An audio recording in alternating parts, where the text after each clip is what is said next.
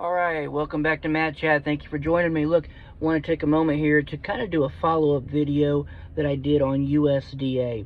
And I have quite a few thoughts on that, but I want to remind us of some things because you need to understand, again, farmers, that USDA and other government agencies are not here to help you grow.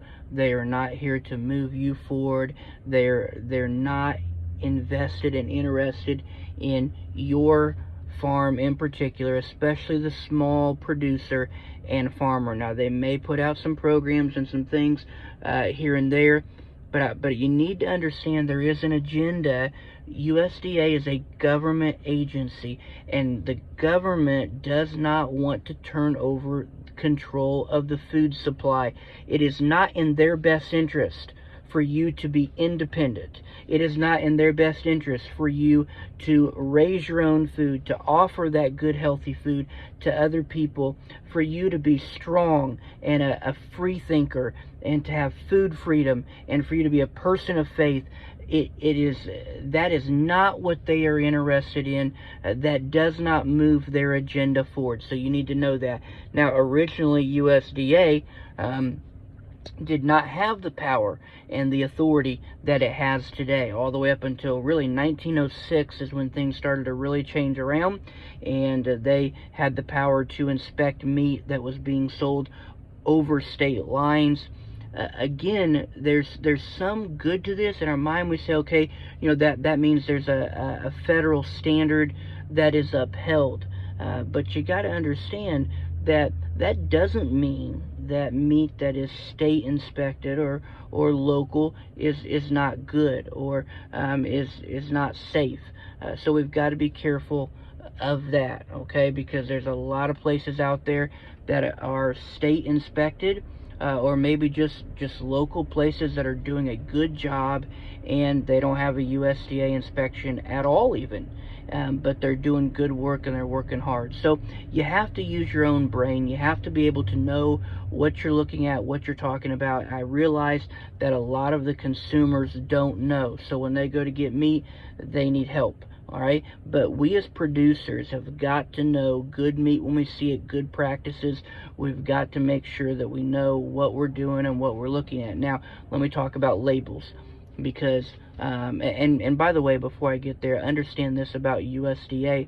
There's a lot of loopholes that are going on when it comes to labeling a product, and that's very, very important, because USDA is supposed to make sure that the label, it correctly identifies the product. That is very important, because if we don't know a producer, and this is why local, knowing your farmer and purchasing from your farmer is so important, because if you don't, you are purchasing from a person or from a store or from a company or a processor or a packing plant that you don't know what they're doing with that meat. And I want to tell you, there's some bad stuff that is going on out there, okay? And you don't want to put it in your body. You don't want to eat this. You don't want your loved ones eating this stuff. So this is why it's so important. USDA is supposed to have a labeling system so that you kind of know that when that label identifies that product, you know what you're getting, where it came from, what's happening. But I gotta tell you, there's a lot of loopholes, because there's a lot of money running around here, and so it's not a 100% thing, okay? For example, there are loopholes where products that are being labeled in the U.S. Or products of the USA or processed in the USA, but they're not. They were raised somewhere else. They were even slaughtered somewhere else, and they were packaged somewhere else. They were brought in here and repackaged, and then they put a label on it, all right? And it says in the USA, processed in the USA, or a product of the USA.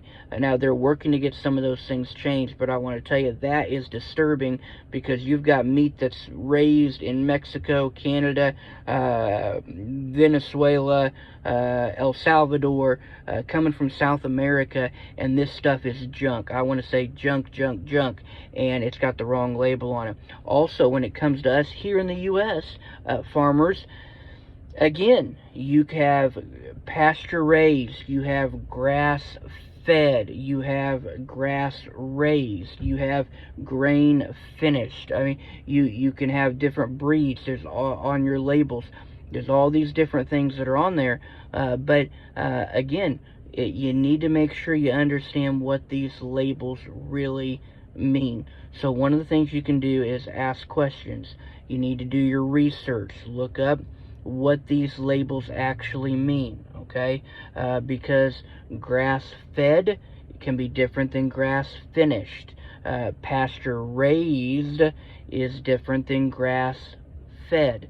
And so there's a lot of labels that go into these things, but you need to know, as a consumer you need to know, but as a producer you need to know to make sure that you're putting a good label on your product and make sure it's accurate. What we want is we want transparency, we want authenticity, we want accuracy.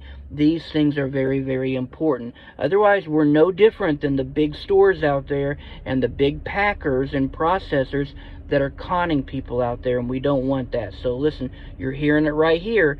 Do your homework, do your research. If you have questions, talk to somebody here that knows about it. Thank you for joining Matt Chat. See you next time.